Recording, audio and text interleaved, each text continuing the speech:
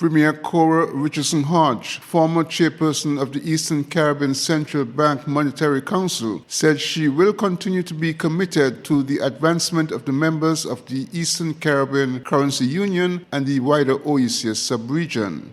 The immediate past chairperson of the Eccb Monetary Council was addressing the 17th July opening session for the Monetary Council's meeting with the official changeover of chairmanship to incoming Prime Minister Gaston Brown of Antigua and Barbuda.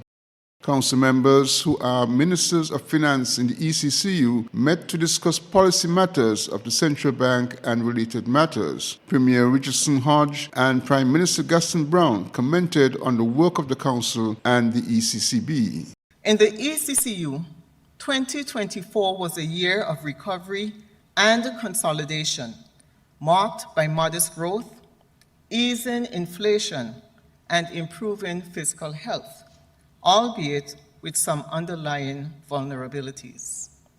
Economic activity in the region is estimated to have expanded by 3.7%. Tourism and construction led the way in respect to this economic upturn. Visitor arrivals in member countries have mostly recovered as conditions in source markets and regional air connectivity have improved.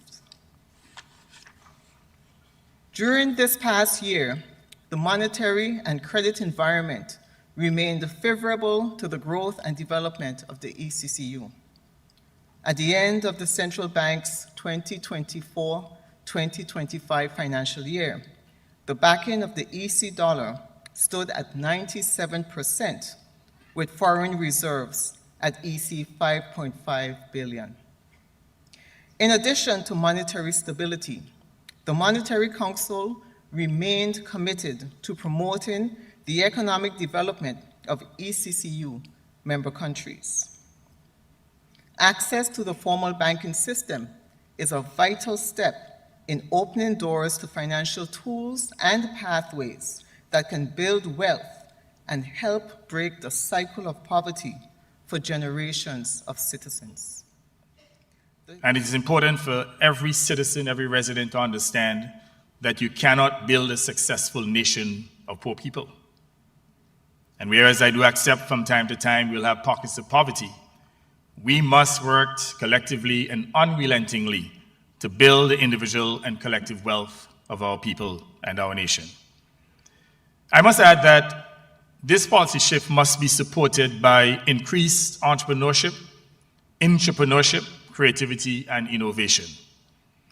Now, instead of marrying ourselves in can't-do rhetoric, we must become a can-do people who will generate tangible value utilizing our knowledge and skills for the development of our respective countries.